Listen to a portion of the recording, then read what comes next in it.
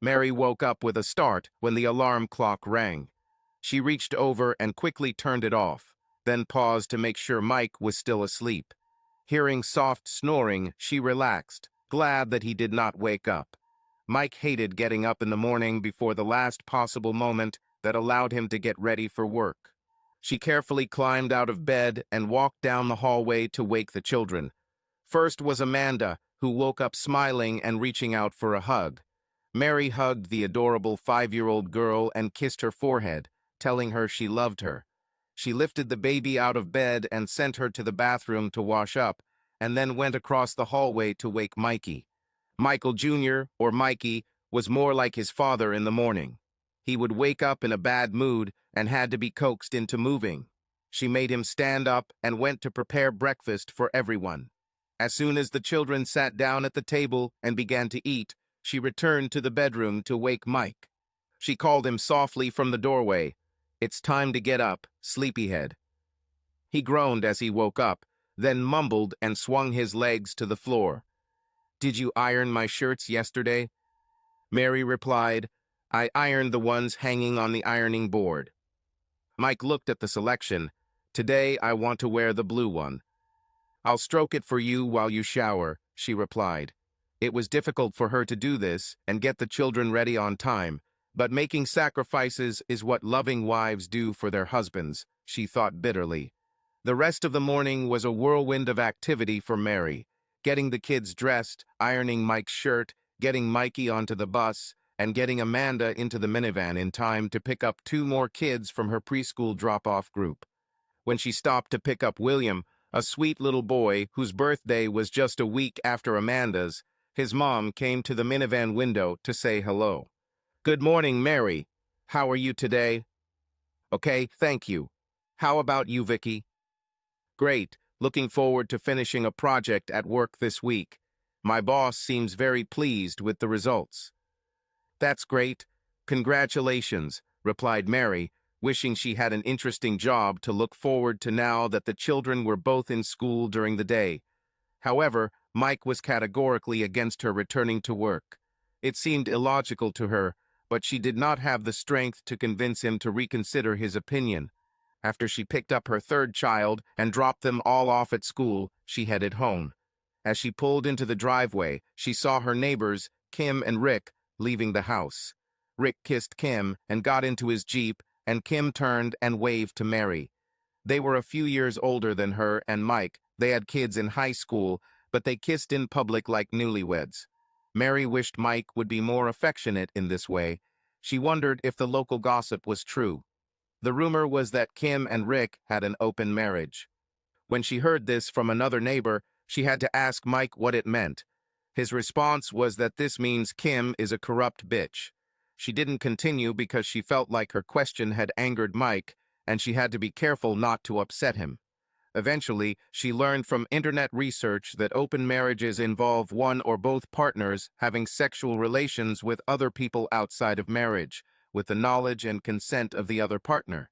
Mary found this idea shocking and was surprised that her polite, friendly, and seemingly normal neighbors would hide this secret if it were true. She wasn't a prude, but she was quite sheltered as a child and remained a virgin when she met Mike her sophomore year of college. They started dating, and when she told him that she wouldn't have sex with him because she was waiting until marriage, he was the first guy to continue asking her out after he found out. In fact, he insisted that they date exclusively, and they became engaged when they graduated from college 2 years later. The relationship wasn't ideal, she thought. Mike was quite quiet and didn't talk much about his feelings. He also had a short temper and would become very jealous if she talked to other men or even smiled at them. Mike expected her to spend most of her time with him when they weren't in class. At first, she was flattered by his constant attention. It seemed that he could not bear to be separated from her. However, about a year into their marriage, his possessive feelings turned into something darker. He would get into moods where he would frown and refuse to talk to her. When she tried to ask him about it and get him to open up, he attacked her verbally and became emotionally abusive. Eventually, she realized that he got upset when she mentioned anything about work, which included her work relationships with her coworkers, unless she was complaining about something. She learned to only share her frustrations, but this led to Mike telling her that she should think about quitting her job, so she just stopped talking about work altogether. Then, a year after graduation and marriage, she became pregnant with Mikey. She was delighted, and so was Mike. The relationship between them had improved significantly, and she was really enjoying the changes happening in her body. She felt more feminine than she had ever felt in her life, and appreciated the encouraging comments she received from friends and family as her due date approached. After giving birth, Mike suggested that she stay home with Mikey for the first year or so, and it seemed reasonable to her based on what she had read about how babies benefit from being close to their parents for the first year of life. She quit her job and devoted all her attention to her son. It was the happiest time in their marriage. When Mikey turned 2, Mary broached the topic of returning to work. Her mother lived nearby and offered to look after the child during the day, and Mary was worried that she would lose her job skills and have difficulty finding work if she stayed out of work any longer. Mike was non-committal about the idea, but it was important to Mary, so she persisted. She admitted to Mike that it wasn't all about work. She said she felt cut off from everyone except him and their son, and needed companionship with other adults. For some reason, Mike took this to mean she wanted to meet other men. He became furious and called her an approachable girl. She realized he was getting into one of his moods, so she dropped the topic and let him calm down. The atmosphere in the house was tense, and even Mikey seemed more reserved. Mary kept herself apart, and the situation gradually returned to normal. Then Mike went out with the guys after work one Friday night. Mary stayed home and played with Mikey, then put him to bed around 8 o'clock. She read the book until 11 and finally decided to go to bed. Just as she turned off the light, she heard the garage door open. Mike was at home. He entered the bedroom and, clumsily taking off his clothes in the dark, fell onto the bed. Mary turned on the bedside light, and Mike looked at her sullenly. "Are you okay?" she asked with concern. "Shut up," he shouted. "I'm sure you and Mikey would do just fine without me. Then you could move in with your boyfriend." "What are you talking about?" Mary screamed. "Which guy?" Mike raised his hand and hit Mary so hard on the cheek that she flew back onto the bed.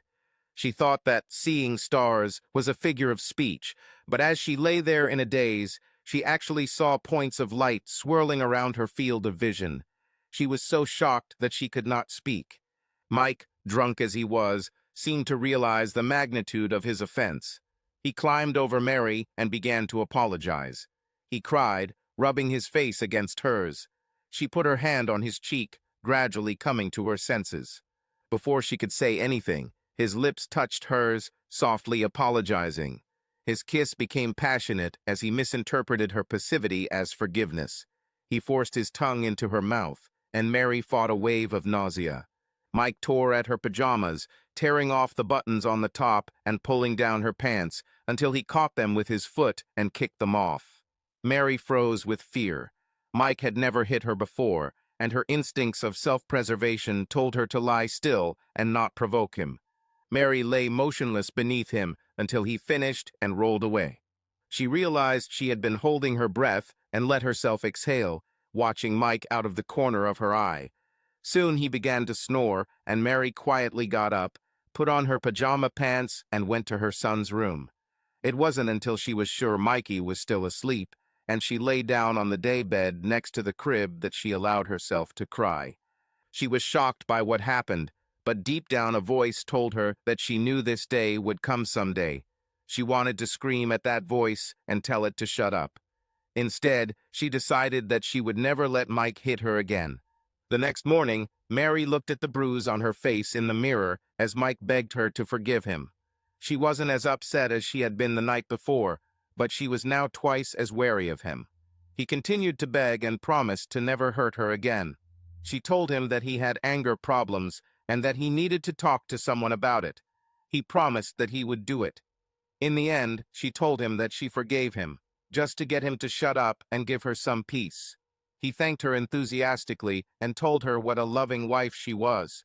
This phrase seemed so strange to her in this situation that it stuck in her head. She was ashamed of the incident and told no one what had happened, although her neighbors and the pastor at church all seemed to be looking at her cheek the following week, despite her attempts to hide the bruise with makeup. Of course, Mike never sought counseling, and the only time she mentioned it was when he let her know with his eyes that she shouldn't bring it up again. Mike really treated her better and tried to be helpful, at least for a few months. Then Mary realized she was pregnant again. She figured it happened on the very night Mike attacked her. Second pregnancy was easier than the first in terms of adapting to the changes in her body, but Mary did not enjoy it as much due to her concerns about the environment she was bringing the child into. Mike didn't hit her again after that terrible night, but he increasingly fell into his old argumentative and bullying ways. When Amanda was born, Mary again felt great happiness and joy holding the baby in her arms. Mikey seemed to have gotten used to the fact that he was now sharing her attention with his new sister, and everyone in the house relaxed and moved on without incident. The question of returning to work was again postponed for at least another year. Mary perked up, coming out of her thoughts. 5 years passed, and she continued to deal with Mike's moods and anger issues. There was no more physical abuse, but she still had to endure his verbal abuse. She knew that the relative calm was not a result of Mike's improvement, but the result of her becoming more cautious. The following week, Mary went to pick up her mail and found a book addressed to her in the mailbox. She unfolded it and found a copy of the book, Victim No Longer Surviving Spousal Abuse. She opened the book, and inside was a card. It was from Vicky, the mother of little William in her ride-along group. The note read, "I know it's none of my business, but I thought this might help you. If you need to talk, let me know. Vicky." Mary's first reaction was anger. Of course, it's none of her business. But then she felt a second wave of emotion, this time despair. All her efforts to hide her shame were obviously in vain. If Vicky knew what was going on from their brief morning greetings, then who else knew or suspected?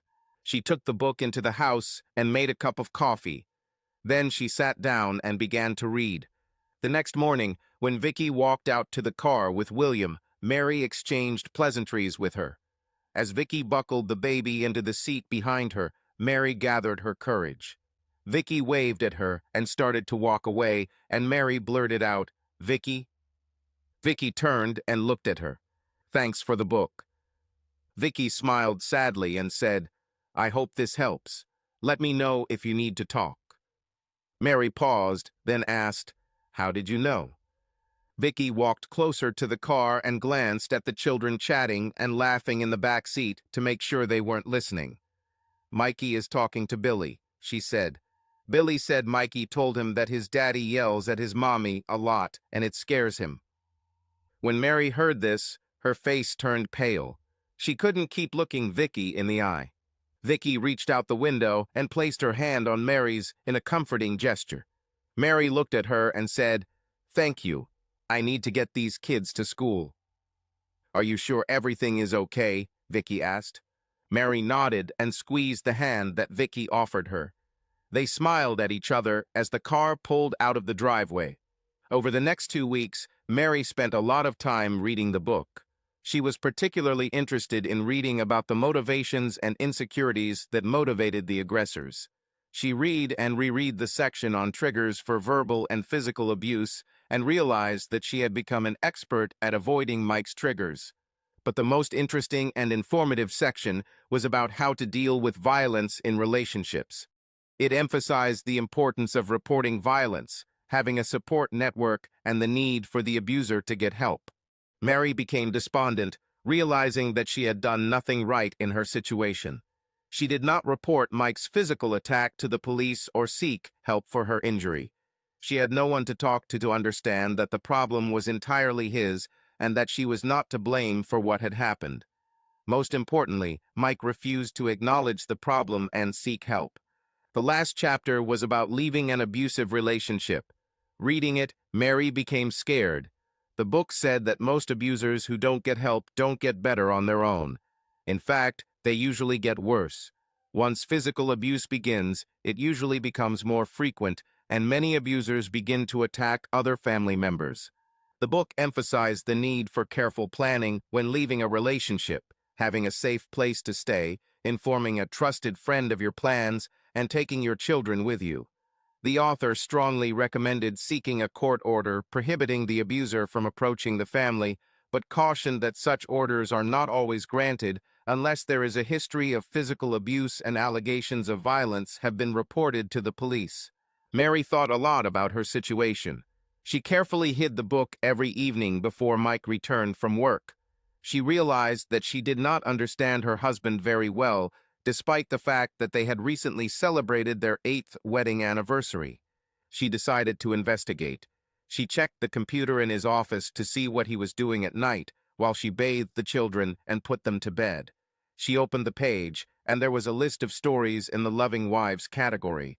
She read a few and, having become accustomed to the erotic content, discovered that they fell into 2 categories. Most of the stories were about sharing wives. About 80% of the stories in the loving wives category were about this. Another large category included revenge stories, where husbands took revenge on cheating wives by engaging in complex and sometimes violent revenge plots. She didn't like the stories about sharing wives. Some of them included men who insisted that their wives sleep with other men, and she remembered her neighbors. How could a man truly love his wife and want her to do so, she wondered. It was beyond her understanding that some couples actually felt this way. However, she had to admit that if what they said about her neighbors was true, they somehow made it and seemed as close as any other couple she knew. She found out that another, smaller category of stories was called BTB, or Burn the Bitch stories, and she really didn't like those stories. They usually involved a woman having an affair and her husband finding out. Sometimes the husband confronted his wife and kicked her out or left himself. Many of these stories then described how the husband developed elaborate plans to publicly humiliate his wife, fire her, leave her without money or housing, or cause her emotional pain. In some extreme cases, the husband killed his wife. Mary was amazed by these stories. In most of them, the wife made only one mistake, and the husband's reaction was completely disproportionate to this. Can a husband ever really love his wife if she made a mistake, and he refused to forgive her when she begged for another chance? She couldn't understand it. The authors of some stories seemed to suggest that a man was allowed to do any horrible and violent thing to a woman if she had broken her marital vows. To Mary, the men in these stories seemed like people who were actively looking for a reason to abuse their wife. She didn't think she could ever trust a man who would treat another person like that, no matter the reason. Other sites in the browser's history have been news and political sites. She didn't feel like she had learned anything new, so she decided to do a study of monitoring other people's internet activity. One of the interesting things was a tool called a keylogger. It allowed you to track activity on your computer by recording every key pressed into a hidden text file that could be viewed later. It also captured the URLs of all pages opened in the browser. She read reviews of them and found several that were considered safe and free. She downloaded one with a high rating out of curiosity and installed it on her computer. She thought she had made a mistake because nothing happened after activation. Even when she entered a sequence of control keys to open a hidden file, the computer did not respond. She returned to the company's website to reread the instructions. She realized that the password prompt was invisible. It was necessary to enter it after the control sequence without a pop-up window. This time, when she completed the sequence, she immediately entered the password. Even though nothing happened on the screen when she entered the password, as soon as she pressed Enter, a window opened showing the text that had been entered since the software started. In one part of the window, there were keystrokes, and next to it, in another tab, there were URLs. She saw the company's website URL and the search terms she had entered to research the topic of running software and accessing the history file. She smiled to herself and cleared the cached data. Then she closed the window and turned off the computer. The software was configured to start when the computer was turned on.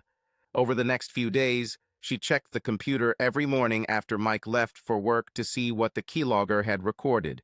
She found records from news sites that indicated he was viewing them daily, and then came across lengthy texts he had entered into a sex site. These notes were difficult to read because the file contained literally every key he pressed, and Mike was not a very good typist.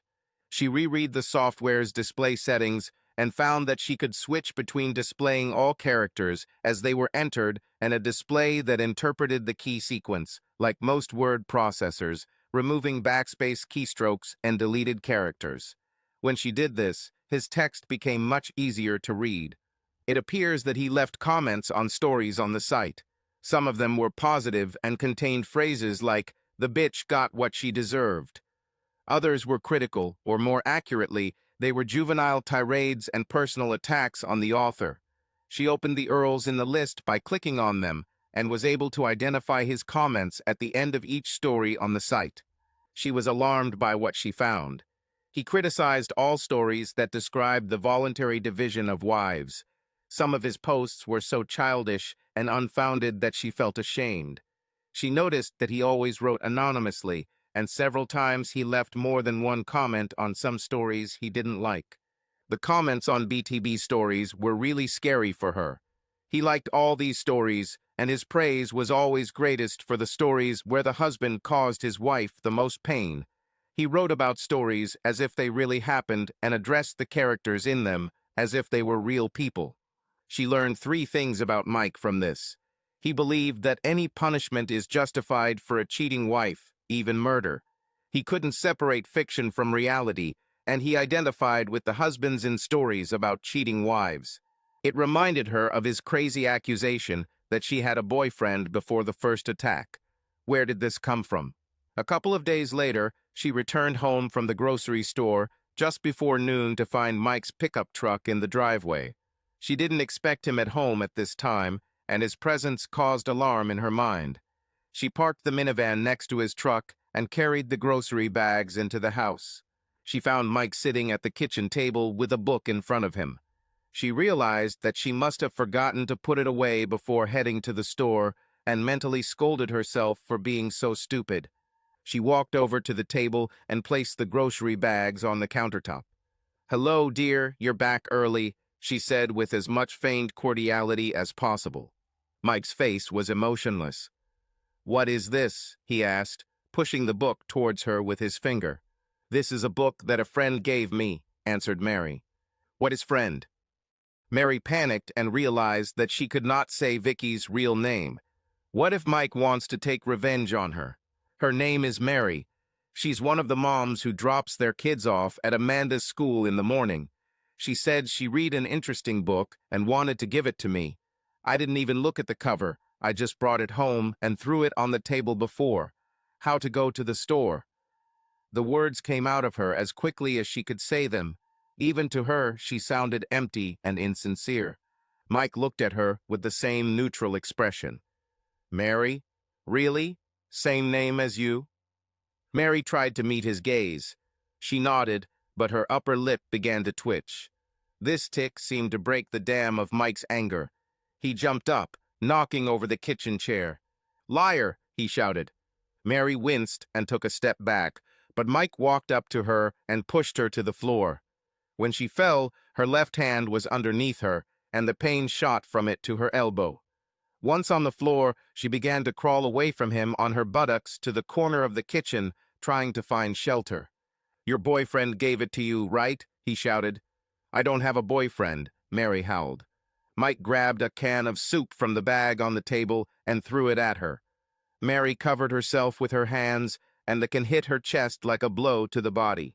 "Stop it!" she screamed, jumping up and stretching out her arms towards him. Her sudden, bold stance stunned Mike, and he actually stopped the attack. He seemed to have gained control of his anger, but there was no spontaneous expression of remorse as 6 years ago. He looked around the kitchen and said, "I'll be back later. I want this mess cleaned up when I get back." With these words, he turned around and left the house, slamming the door. Mary didn't move until she heard the truck start up and the tires screech as it pulled out of the driveway. Once the sound died down, Mary allowed herself 5 minutes of self-pity, sobbing and clutching her injured hand to her chest.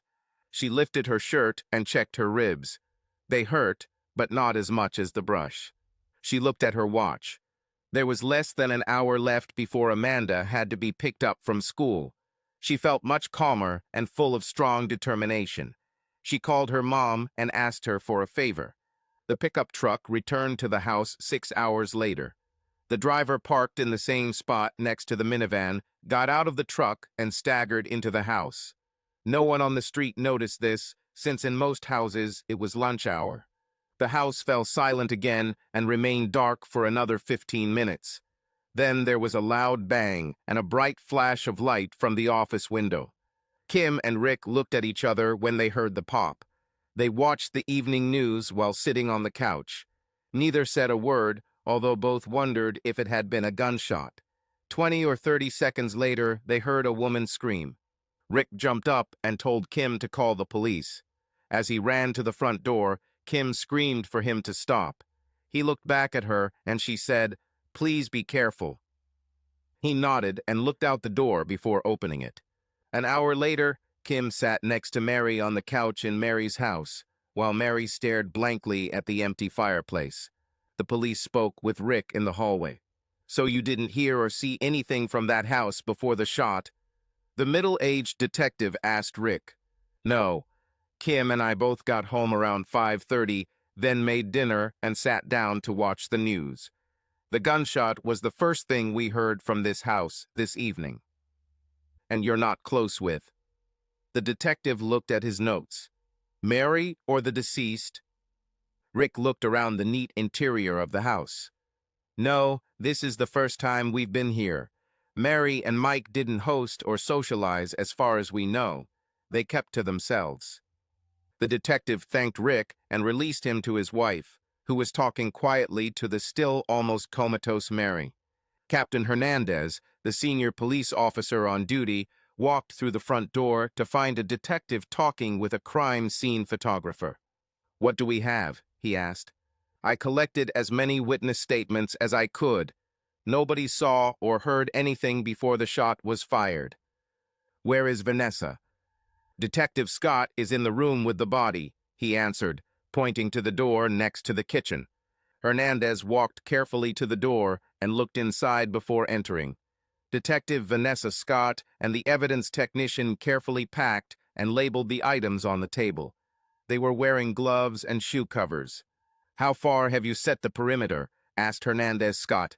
"You can come to the front of that chair," she replied, pointing behind her. "Here's what we have," Detective Scott began. "The deceased's name is Mike Bronson. His wife Mary is on the sofa. He got home around 6 and he was drunk. His wife doesn't know where he was, but she suggested the names of 2 of his friends who could be asked. She offered him dinner, but he refused, which is unusual because she says he usually has dinner with her and the kids every night. As for the children, they are with Mother Mary tonight.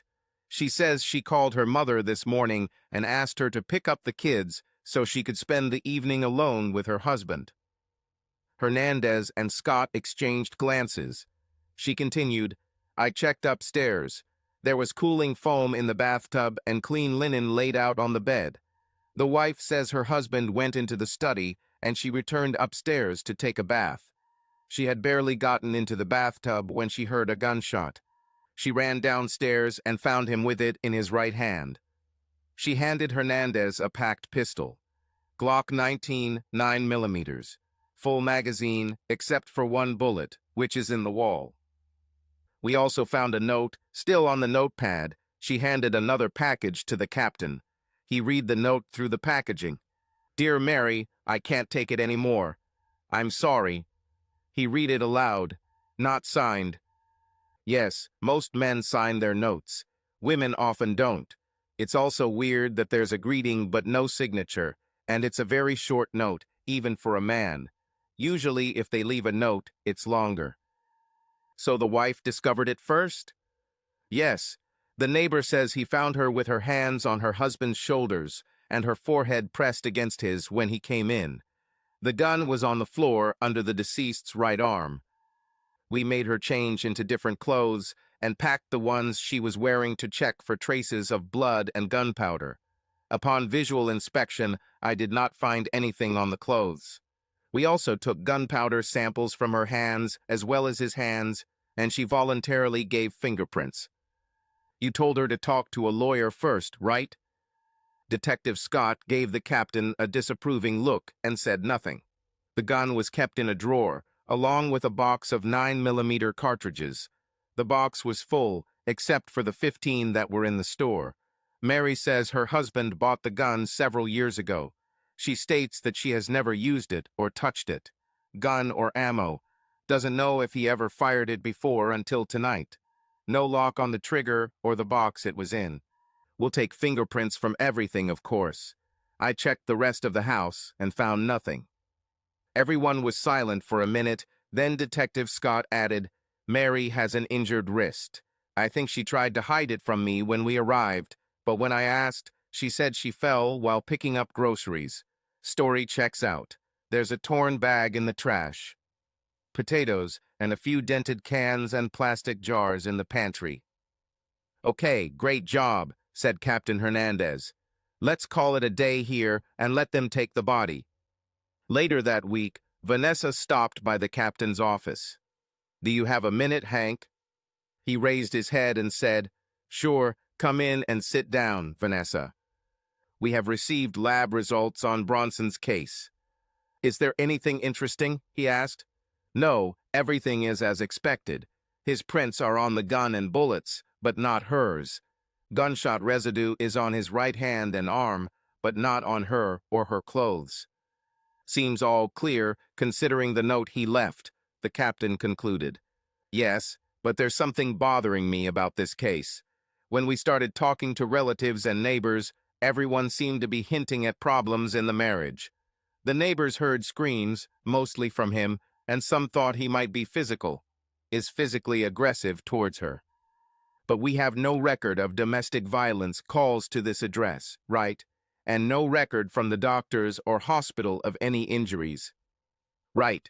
I just keep thinking about the way she looked at me when I first arrived, Vanessa said. She was crying like the neighbor said, and I asked if she was okay. She just nodded and stood there next to her husband's body while I talked to her. Finally, I asked if she wanted to go somewhere else. I mean, the scene was pretty gruesome. Do you know what she said? Tell me, answered the captain. She said, I'd rather stay here. When I asked why, she replied, it's what a loving wife should do. Mary sat next to her boyfriend on the sofa. Mikey and Amanda were playing happily on the floor in front of them. She looked at Steve and smiled. He put his arm around her shoulders and pulled her towards him. A year has passed since that terrible night happened. The children were too young to understand, but the anniversary brought back unwanted memories for Mary.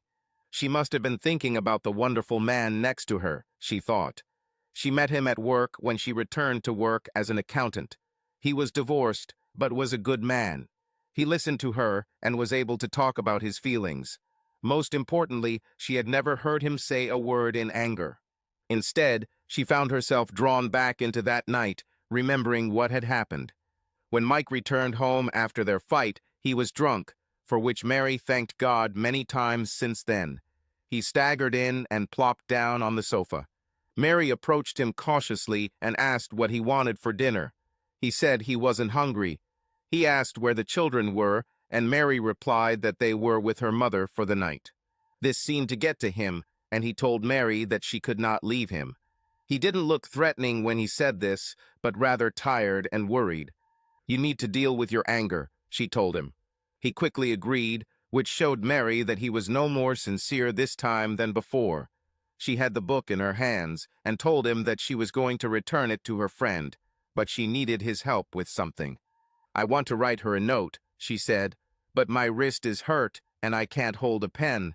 I need you to write a note for me. If he hadn't been drunk and trying to appease her, Mike would probably have questioned why there was a note when she could just give the book to her friend. Instead, he allowed her to lead him into his office and sit him down at his desk. She dictated to him what to write, and he tried to write legibly. When he finished, she told him to stay put, and she would get him an aspirin and a glass of water. Mike grunted and leaned back in his chair, closing his eyes due to the headache. When Mary returned 5 minutes later, He did not even turn to her. If he had turned around, he might have asked what she was wearing. Mary saw that he was still sitting in the chair with his eyes closed. She knew she might never have another chance like this. She walked towards him decisively and raised her right hand. When the gun was 6 inches from his temple, she pulled the trigger. If she hadn't prepared in advance, she might have froze when the gun went off. It sounded much louder than she expected. She studied the gun and how to shoot it on YouTube using a tablet computer at an internet cafe. The videos prepared her to check the gun, load it, and get it ready to fire, but it was still a surprise when the gun actually went off. She knew she only had a few minutes before someone came to check on the noise, and she needed to act quickly. She checked her gloved hands. She then rubbed the back of her gloved right hand across the back of Mike's right hand. She hoped that enough gunpowder residue would transfer to his hand for it to be detected. She placed the gun in his right hand and curled his fingers around the handle, then released her hand, and the gun fell to the carpet beneath her. She took off the thin plastic painter's overalls she was wearing over her clothes, and the gloves taped to the sleeves came off with it, just as she had rehearsed. She rolled it up, inside out, and then lifted the grate in the floor of the heating system and pushed the wad of plastic as deep as she could. When she returned the grill to its place, nothing was visible in the dark air duct. She turned off the air flow to that duct at the junction box in the basement, so the furnace wouldn't blow out evidence of her crime when the police were here. Satisfied, she turned back to her husband. Now that she was no longer on autopilot, the gravity and horror of what she had done washed over her. She didn't have to pretend when she let out a terrified scream. The investigation into the shooting was complex. She didn't think Detective Scott believed everything she said, but there didn't seem to be enough inconsistencies to warrant further investigation. The case was ruled a suicide, and the body was returned to her after an autopsy. She cremated Mike and held a small funeral ceremony. It was mostly family members and a few of Mike's work colleagues. Her neighbors, Rick and Kim, stopped by too. Everyone tried to console her, but she struggled with the guilt of killing her husband. She had lonely days and suicidal thoughts for months, but she did what she did for the sake of her children, and their unconditional love helped her get through that dark period. Mike had insurance at work that paid out enough to keep them alive for a few months. She was surprised the insurance paid out because the death was ruled a suicide, but she learned that some policies only last if the insured held them long enough. There wasn't much money, but she wanted to get out of the house she shared with Mike. She put it up for sale and found a 3-room apartment that she liked. The house sold in less than 2 months, and she was able to buy an apartment. Her job search led her to an accounting firm as a bookkeeper. She did well and was quickly promoted to junior accountant because the firm realized she had skills that could lead to a move to another company if she wasn't promoted. Having established her career, she focused on her children. She was concerned about the emotional trauma caused by the loss of her father and signed them up for couples counseling.